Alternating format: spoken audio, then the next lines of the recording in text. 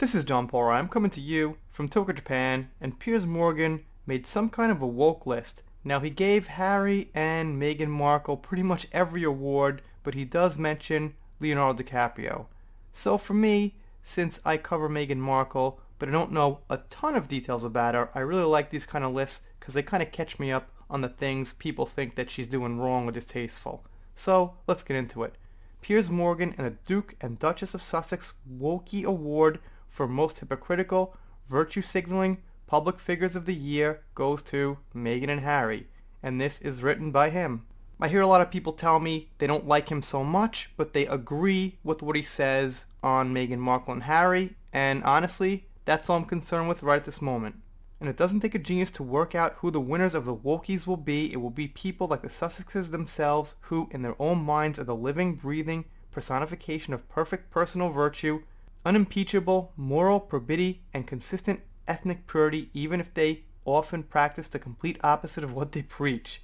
Doubtless the first Wokies will be the glizzy, star-studded Hollywood ball, where vegan food will be served by non-binary waiting staff wearing environmentally friendly suits made of hemp and bamboo to a bunch of virtuous celebrities who have arrived there by gas-guzzling private jets and limos, which is a point he makes a lot, is that a lot of these environmental friendly celebs have private jets and limos, Hummers, things that consume a lot of gas.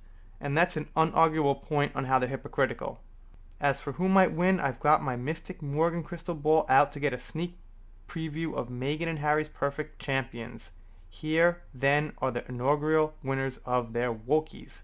The Professor Stephen Hawke Award for groundbreaking work in the world of scientific research winner Prince Harry for revealing last week that if we all pretend to be a raindrop, we can save the planet. Every single raindrop that falls from the sky relieves the parched ground, he announced via his latest hostage film from Santa Barbara. What if every single one of us was a raindrop? And if every single one of us cared?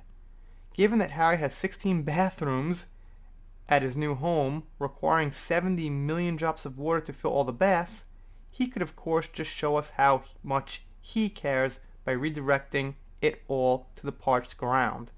So yeah, that's the thing, man. Obviously, nobody needs 16 baths. It's Harry, Meghan, and Archie.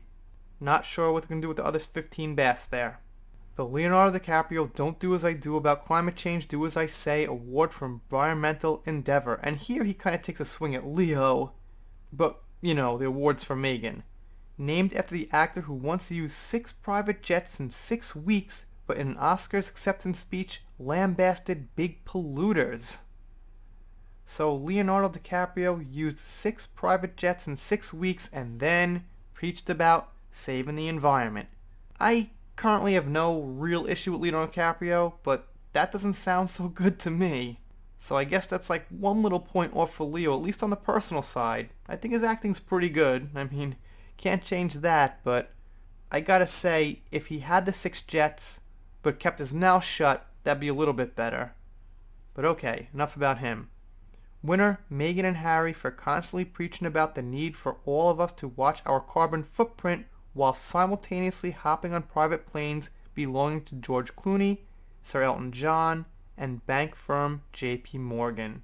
So yeah, he pretty much points out these celebs all have private jets, and those jets cause a lot of pollution for the amount of people that are riding in them. Not so good. The Mother Teresa Award for selfless devotion to tackling abject poverty. Winner Meghan and Harry, who tweeted about the urgent need for all of us to remember the poor on the same day Meghan was enjoying a $500,000 baby shower in New York with a bunch of celebrity mates. Yeah, I mean, when you're having a very unnecessary $500,000 baby shower, it's very unclear why you would preach to people about helping the poor. Imagine you had one for 20 grand, would still be pretty extravagant. 50 grand, but $500,000 on that? Sounds like a waste. The Victoria and David Beckham Award for secretly colluding with photographers whilst publicly berating them. Winner Meghan and Harry, who took time off from firing off lawsuits against paparazzi to hire a celebrity snapper to accompany them to a military cemetery in Los Angeles on Remembrance Day to make sure we all knew about their very private visit to pay their respects. Yeah, Morgan had a little problem with that. The Princess Diana Award for Literature, given to recognize outstanding work in the field of pretending you have nothing to do with a book everyone knows you cooperated with, as Diana did with Andrew Morton's bombshell tome, Diana, Her True Story. Or is it tome? It's tome. Bombshell tome. Okay. Winner, Meghan and Harry, who insisted they did not help the authors of the preposterously named recent book about them finding freedom until they were forced to admit in legal papers that they did. The Jussie Smollett Award for Fake Racial Injustice, named after the Empire actor who staged a racist attack on himself to get public sympathy. Winner, Meghan Markle, who likes to fuel the entirely false narrative that it was the racist British press who drove her out of the country. Now I will say, without a deep dive here, yeah, there's probably some people who don't like her for racial issues, but those people are probably in the minority. I don't think it's like the big issue and the big reason people don't like Meghan Markle. It's how she presents herself, things she says, things she does. The Jamila Jamal Mental Health Award for Exceptional Kindness, named after the actress who loves to howl disgusting foul-mouthed abuse at all and sundry on social media, whilst at the same time furiously demanding everybody else shows some damn compassion. Winner, Meghan Markle, who bangs out an ad nauseum about why we must all be kinder despite ruthlessly disowning most of her own family, including her father, wrenching Harry away from his, and ghosting all former friends who might prove problematic as she charges up the social climbing ladder. So, as you can see, Morgan points out a few things about Harry and Meghan that make them absolutely hypocrites. There's really no two ways about it in my opinion, and when I first started this, people were a little skeptical.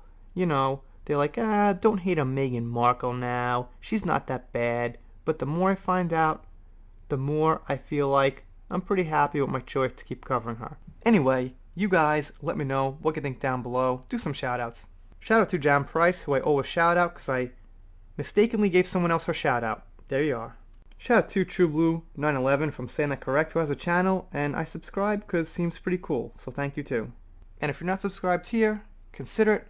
Doing Meghan Markle, Depth First Heard, pop culture, shout outs. If you don't subscribe, I'll be pretty sad, but I'll get over it. See you next time.